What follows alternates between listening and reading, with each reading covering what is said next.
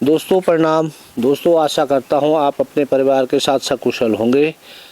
दोस्तों आज अपने अनुभवों के इस कड़ी में मैं आपको गोचर में 2013 में एक आदमखोर सक्रिय हुआ था, उसका अनुभव मैं आपको सुनाने जा रहा हूँ। किस प्रकार हमने उसको ट्रैक किया उसके बारे में आपको बतलाऊँगा। दोस्तों ये 15 नवंबर 2012 की बात है। गोचर में औद्योगिक विकास मेला जो हर साल 14 नवंबर से 21 नवंबर तक होता है, और यह मेला बहुत पुराने समय से चलता आ रहा है, यानी हमारे आज़ादी से पहले भी ये मेला चलता था। इसमें तिब्बत के व्यापारी और जो हमारे यहाँ के व्यापारियों के बीच व्यापार होता था। इसको सरकार द्वारा लिया गया और इसको अब सरकार यानी जो भी सरकार होगी वो इसका संचालन करती है। और यहाँ पे ये मेला 14 तारीख से शुरू हो गया था। गोचर के पीछे एक गांव है रौलनगर, और रौलनगर का एक तोक था फलसारी। यहाँ पे एक परिवार जो रहता था, गांव का लास्ट किनारे का मकान था, और इसके जो पली तरफ है जो धौली गंगा कर्णप्रयाग या जोशीमठ से आती है वो बहती है, और बाकी उसके ऊपर वाला जो एरिया था ये लेंटीना से पटा हुआ था। यहाँ तक कि इसके मकान के पीछे भी जो एरिया था उसमें पूरी लेंटीना थी। शाम के समय बच्चे खेल रहे थे और उसके बाद अंधेरा हो गया था, और लोग जो थे, क्योंकि गोचर मेले में शाम के समय या रात को बहुत बढ़िया सांस्कृतिक कार्यक्रम होते हैं, और अनेक जो बाहर से जो टीमें आती हैं वो सांस्कृतिक कार्यक्रम वहाँ पे दिखाती हैं। इसलिए हर इलाके से, हर गाँव से लोग वहाँ सांस्कृतिक मेला देखने, उस कार्यक्रम को देखने के लिए जा रहे थे। तो कुछ लोग उनके गाँव से भी वहाँ के लिए जाने के लिए तैयार थे और वो जाने लगे। तो इनका जो बच्चा था वो लगभग 5 साल का, ये भी बाहर उन लोगों को जाते हुए देखने के लिए बाहर आया, और लोग, दादी और वो लोग खाना बना रहे थे, इसलिए उनका ध्यान उसकी ओर नहीं गया। थोड़ा देर बाद उन्होंने बच्चे को आवाज़ दी तो वो बोला नहीं, तो उन्होंने बाहर आए, उन्होंने देखा कि यहाँ पे उनका जो बेटा है वो बेटा नहीं है। तो उन्होंने ये सोचा ये कहीं किसी के साथ, ऐसा तो नहीं कि कोई यहाँ से गाँव से गया और उसके साथ ये गोचर मेला देखने चले गया है, यानी सांस्कृतिक जो कार्यक्रम है उनको देखने के लिए ये चले गया है। और वो लोग फटाफट वहाँ से लगभग 1 किलोमीटर जो गोचर का जो स्टेज था वहाँ तक पहुँचे। उन्होंने वहाँ से माइक से अनाउंस कराया कि कोई उस बच्चे को यहाँ लाया है, तो वहाँ से उन्हें नाम ही सूचना मिली। उसके बाद वो फिर घर आए और घर से वो चारों ओर, घर के चारों ओर उसको ढूंढने लगे। दोस्तों उनके घर के बगल पे उन्होंने जो गोबर के उपले थे उसको जलाया था, और वहाँ पे एक राख का एक हल्का सा ढेर था। जब उसके पिताजी वहाँ पे उसको ढूंढ रहे थे इधर उधर, तो उन्होंने टॉर्च की रोशनी में देखा कि उस जो राख थी उस राख में किसी गुलदार के पंजों के निशान थे। तो वो फट से समझ गए कि अरे ये कुछ नहीं, ये बच्चे को गुलदार उठा के ले गया है। और उसके बाद उन्होंने गांव वालों को बताया कि मेरे बच्चे को गुलदार उठा के ले गया है। तो सारे गांव वाले इकट्ठे हुए और वो पूरी रात उसको ढूंढते रहे, तो उन्हें वो बच्चा नहीं मिला। अब सबको, जो घर वाले थे उनका रो के बुरा हाल था, और सबको अब सुबह का इंतज़ार था। सुबह रात खुली तो फिर गांव वाले जितने थे सब उस बच्चे को ढूंढने के लिए चारों ओर फैल गए। तो बाद में देखा उन्होंने, जो धौली गंगा के किनारे था वहाँ पे कुछ गिद्ध और कौवे जो थे वो घूम रहे थे। तो उनको शक हुआ कि कहीं यहाँ ये घूम रहे हैं, कहीं ऐसा तो नहीं कि गुलदार ने बॉडी यहाँ रखी है। तो वो लोग फटाफट उस साइड पे गए। तब उन्होंने देखा एक पत्थर की आड़ पे जो है उस गुलदार ने उस बच्चे को लेके उसका पूरा शव खा गया है, केवल एक सर और 2 टुकड़े पाँव के केवल, और वही बचे हुए हैं। दोस्तों इसकी जो फोटोग्राफ्स मेरे पास हैं, जब मैं कभी उस फोटोग्राफ्स को देखता हूँ तो ऐसा लगता है कि ये बच्चा अभी बोलने वाला है। और उस इतने छोटे मासूम के इतने छोटे छोटे पैर और इतना छोटा सा सर, देख के बहुत ज़्यादा अभी भी मेरे आंसू निकल जाते हैं। मैं ये सोच रहा था कि ये फ़ोटोज़ आपको शेयर करूं, परंतु इस प्रकार की फ़ोटोग्राफ्स यूट्यूब पे शेयर करने पे वो जो है चैनल को ब्लॉक कर दे रहा है, इसलिए मैं आपको अब शेयर नहीं कर पा रहा हूँ इन फ़ोटोग्राफ को। दोस्तों, उसके बाद वाइल्ड लाइफ फॉरेस्ट वालों को इसकी सूचना दी गई और वाइल्ड लाइफ चीफ द्वारा इसको 22 तारीख को आदमखोर घोषित कर दिया गया। और इस बीच यहाँ पे उनके घर के अगल बगल नीचे जहाँ वो नदी का किनारा था वहाँ भी सारे पिंजरे डाल दिए गए, परंतु ये गुलदार पिंजरे पे नहीं आया। दोस्तों, उसके बाद हम लोग वहाँ पहुँचे और हमारे पहुँचने के बाद हमने उस एरिया की पूरी सर्चिंग की और नीचे नदी के किनारे से और किनारे किनारे होते हुए, जब आपने मैंने पहला जो लेपर्ड की जो स्टोरी गोचर की बताई थी, तो बंदराखंड तक जो नदी किनारे किनारे पूरा झाड़ी वाला एरिया था, उस पे हमको कम से कम 2 या 3 गुलदारों के चलने के निशान दिखाई दे रहे थे। उसमें से एक मेल गुलदार था जिसके पग चिन्ह बहुत बड़े थे और लग रहा था कि ये जो है यहाँ जो इसकी जो टेरिटरी है यानी जो उसका क्षेत्र है उसमें मेल गुलदार ये है, बाकी इसमें दो फीमेल है।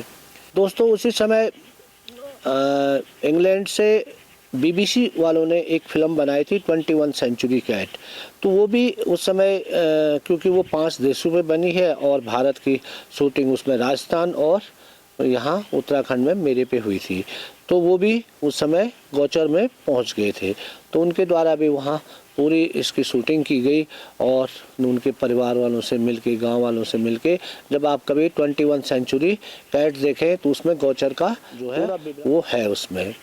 तो हमने उनके साथ भी काम किया और उस समय जो हम जिस प्रकार से हम लेपर्ड को ढूंढ रहे थे वो रिकॉर्डिंग भी होती जा रही थी। परंतु दोस्तों, तो जब वो बीमार थे तो ये जो हार्डी थे वो उनको अस्पताल में मिलने गए, तो वो एक टैक्सी में गए और टैक्सी का जो जैसे हमारे यहाँ गाड़ियों का नंबर होता है, तो टैक्सी का नंबर ये लिखा हुआ है जो ये था 1729. So he finds Ramanujan on his bed looking ill, and Hardy says to him, because they're mathematicians, he's thinking numbers, he says, I came here in taxi cab number 1729. It is a very boring number. I hope this isn't a bad sign. तो जब उन्होंने, तो दोनों obviously mathematician थे, तो जब वो वहाँ उनको गए मिलने, वो बीमार पड़े थे रामूजान जी, तो उन्होंने उनको ये नंबर दिया। तो उन्होंने बोला ये नंबर मेरी टैक्सी का था और ये बड़ा बोरिंग नंबर है, इसका कुछ कर सकते हैं? And quick as a flash, instantly, Ramanujan says, no sir, it is a very interesting number. It is the smallest number which can be expressed as the sum of 2 cubes in 2 different ways. So रामूजान जी ने बोला कि ये तो आप गलत कह रहे हैं, ये कोई बोरिंग नंबर नहीं है, ये तो बड़ा इंटरेस्टिंग नंबर है जो आपने मेरे को बताया 1729 Smallest और number. तो उन्होंने इंस्टेंटली बोला कि ये जो है ये सबसे स्मॉलेस्ट, सबसे छोटा नंबर है जो दो चीज का क्यूब है, expressed as जो हाँ जिसके दो क्यूब का plus the sum of the addition of 2 cubes. हाँ, तो 2 क्यूब का एडिशन मतलब जोड़ा है in 2 different ways. और 2 अलग जगह में। So what do you mean by 2 different ways? Well, this is 1729 is equal to 12 cubed plus 1 cubed. Okay. That is one way of expressing it. Okay. But the second way is it's also equal to 10 cubed plus 9 cubed.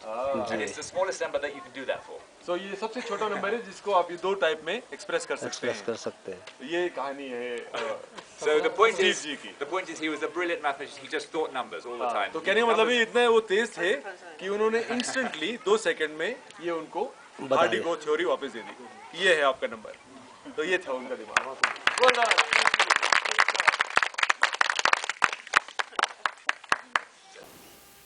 एक महीना बीत गया, हमको इस गुलदार के कहीं दर्शन नहीं हुए और केवल जो स्क्रैच थी पहले की, वो क्रैच भी अब पुरानी हो चुकी थी और इस गुलदार ने ये वाला एरिया छोड़ दिया था। उस बीच हमने जब देखा था उस समय हमने इसके नीचे आईटीबीपी है, आईटीबीपी का जो गेट है वो रोड पे है, तो एक बार हमने उनसे भी पूछा था जो संतरी लोग रात भर उस गेट पे ड्यूटी करते हैं, तो उनने कहा था हाँ गुलदार तो हमको भी दिखता है और हमने 2-3 बार इसको इस रोड को क्रॉस करते हुए रोड के ऊपर यानी जहाँ पॉलिटेक्निकल है और या सैल गांव है उस ओर हमने इसको जाते हुए देखा है। तो यानी मैंने अंदाज लगाया कि ये गुलदार जो है नीचे उतरने को क्योंकि पॉलिटेक्निकल के इधर पनाई है, पनाई के बाद बंदराखंड जहाँ हमने उस गुलदार को पहले पकड़ा था वहाँ से नीचे आता है और उसके बाद नदी के किनारे किनारे किनारे होते हुए फिर रौलनगर से ये यहाँ से ITBP से ऊपर चढ़ जाता है।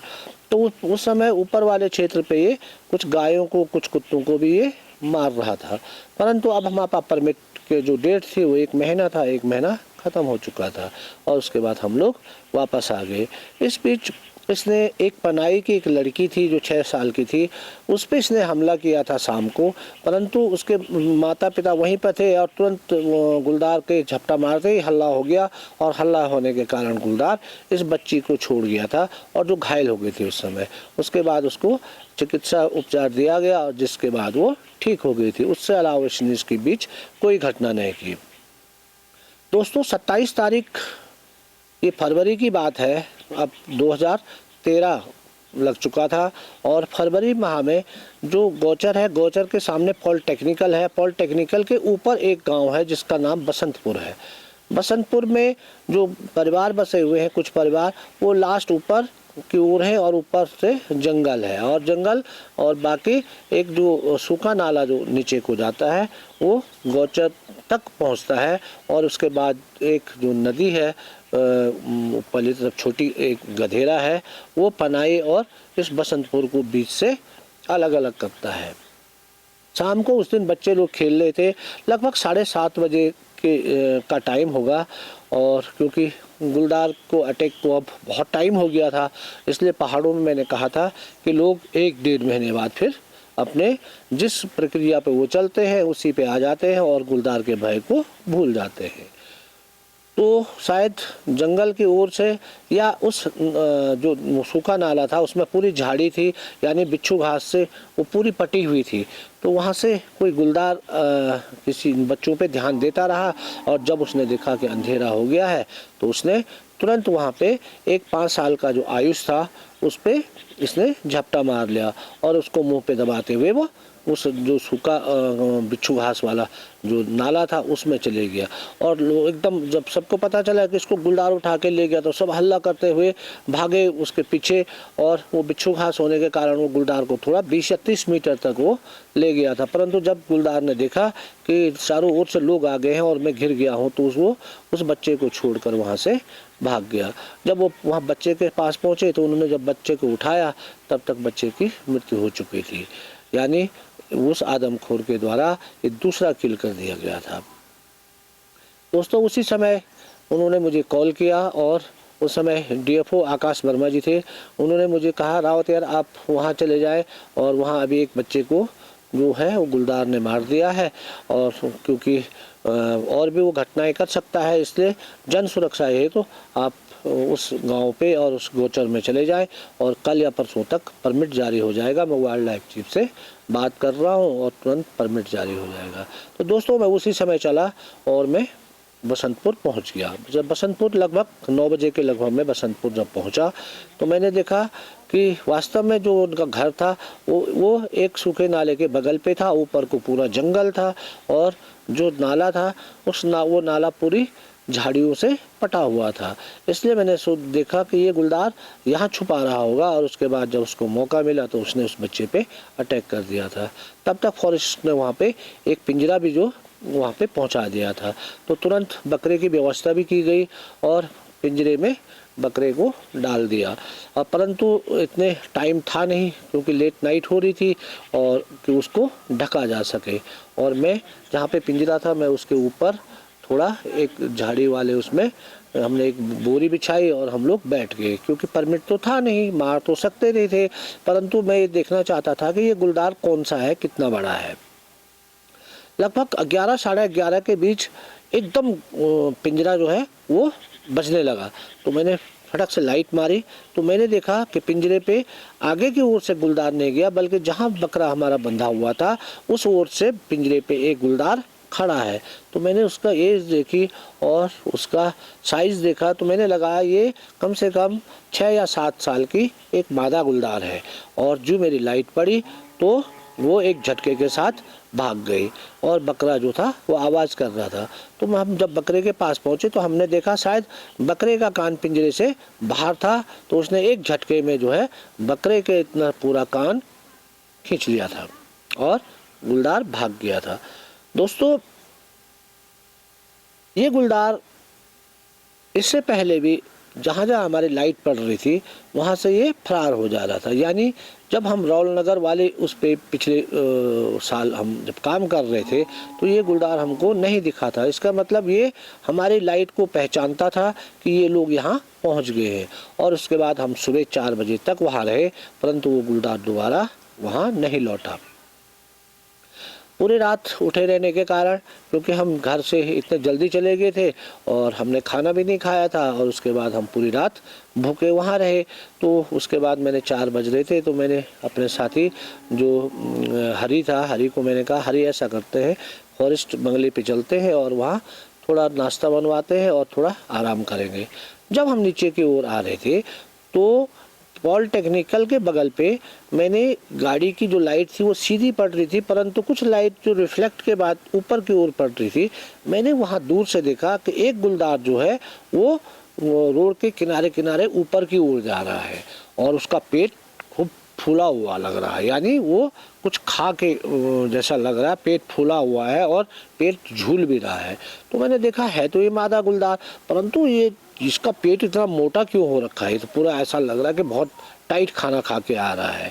तो दोस्तों, वो गुलदार जब वहाँ से हमसे भागा था और जब हमारी लाइट उसने देखी कि ये यहाँ पहुँच गए हैं, तो उसके बाद वो सीधे गौचर के बाज़ार के निकट पहुँचा और वहाँ से वो एक कुत्ते को उठा के ले गया। और उसने उसके बाद उस कुत्ते को भोजन करने के बाद वो ऊपर की ओर आ रहा था। तो मैंने ठीक उसके सामने गाड़ी रोकी और मैं फटक से गाड़ी से सर्च लाइट लेके उतरा।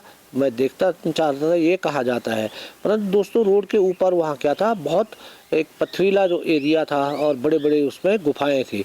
और लोग कहते भी हैं कि उन लोगों ने उन गुफाओं में उस गुलदार को बहुत बार देखा था। तो मेरी लाइट पड़ते ही मेरे को ये पता नहीं चला कि वो गुलदार गया कहाँ। इतने टाइम, मतलब ज़्यादा से ज़्यादा हमको 20 या 30 सेकंड लगे होंगे, इतने में वो गुलदार पता नहीं किस गुफा के अंदर घुस गया और मैं उसको ढूंढता रहा। मैं देखना चाहता था कि ये वही गुलदार है कि दूसरा है, परंतु हमको गुलदार उसके बाद दिखाई नहीं। फिर हम गौचर फॉरेस्ट कार्यालय आ गए और वहाँ पे हम लोगों ने नाश्ता किया और फिर हमने आराम किया। और शाम को हम फिर खाली पेट्रोलिंग, क्योंकि अभी परमिट नहीं आया था, तो 28 तारीख को भी हमने गौचर के सुबह से लेकर जब पूरे कहाँ कहाँ ये एरिया है, कहाँ ये चल रहा है, तो उस एरिया को हमने पूरा सर्च किया। गुलदारों की जो मूवमेंट थी वो मूवमेंट नीचे भी थी और ऊपर भी थी, यानी गुलदार इस पे चल रहे थे। फिर 28 तारीख शाम को भी हमने पेट्रोलिंग की और उसके बाद वो दिन भी गुजर गया।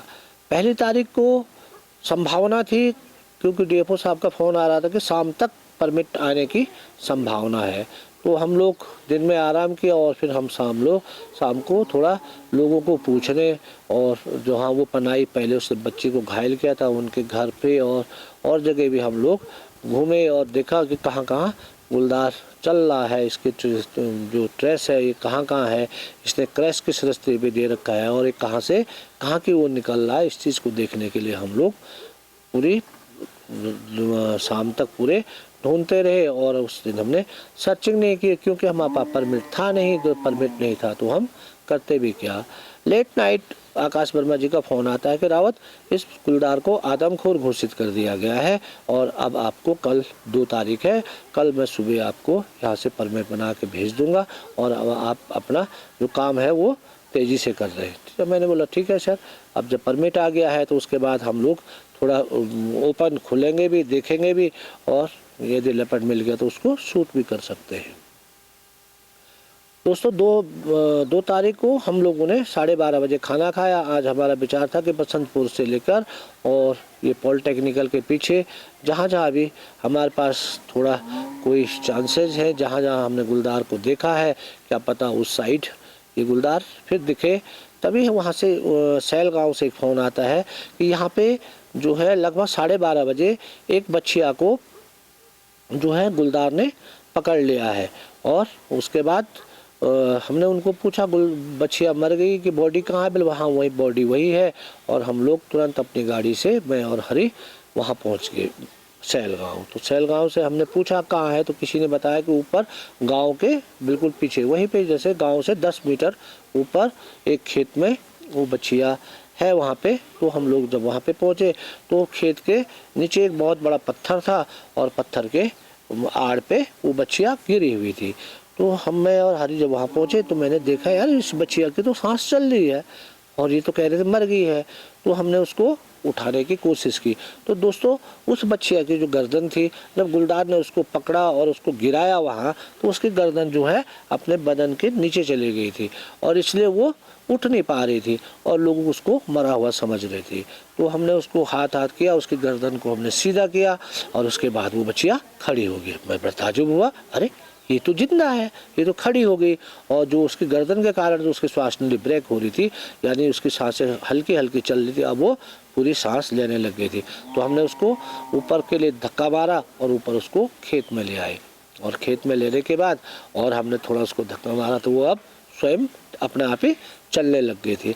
तो हमने देखा उसके, तो गुलदार ने उसके इस गले पे नाखून और इधर भी नाखून मारे थे, परंतु उसने उस पर कैनाइल नहीं मारे थे, क्योंकि जब तक वो कैनाइल, या तो उसके कैनाइल उस पर चुभे नहीं, या तो लोगों ने हल्ला कर दिया इसलिए वो उसको छोड़ गया, या उसके द्वारा उसको गिराने पे जब वो गिरी तो उसकी गर्दन जो है बदन के नीचे चले गई, इसलिए उसको कैनाइल उसके गले पे नहीं मार पाया। दोस्तों मैंने हरी को बोला कि ये गुलदार पक्का शाम के समय इस बच्चिया को ढूंढते हुए जरूर लौटेगा, इसलिए ऐसा करते हैं हम लोग यही कहीं पे बैठने की एक जगह बना लेते हैं और शाम तक इसको वेट करते हैं, इसको ठहरते हैं, क्या पता ये आ जाए।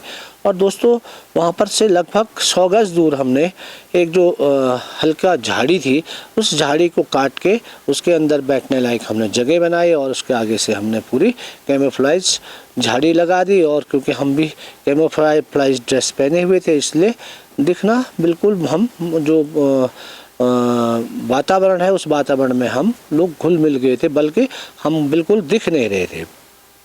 तो हम उसके अंदर बैठे बैठे अब गुलदार का इंतज़ार करने लगे। लगभग दोस्तों 4 बज रहे होंगे। 4 बजे एक जो मुर्गा था, जंगली मुर्गा, और वो नीचे से आके एक पत्थर के ऊपर जोर जोर से बोलने लगा।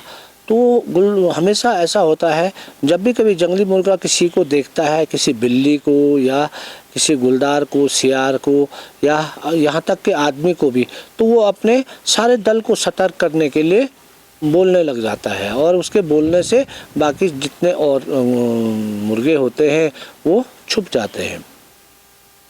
तो मैंने हरी को बोला, यार हरी ये मुर्गा बोल रहा है, क्या इसने हमको देख दिया होगा? फिर हरी ने कहा, भाई साहब हम तो इसके अंदर हैं और हमको दिखने तो कोई प्रश्न ही नहीं है, कहीं ऐसा तो नहीं है कि गुलदार निकलने वाला है?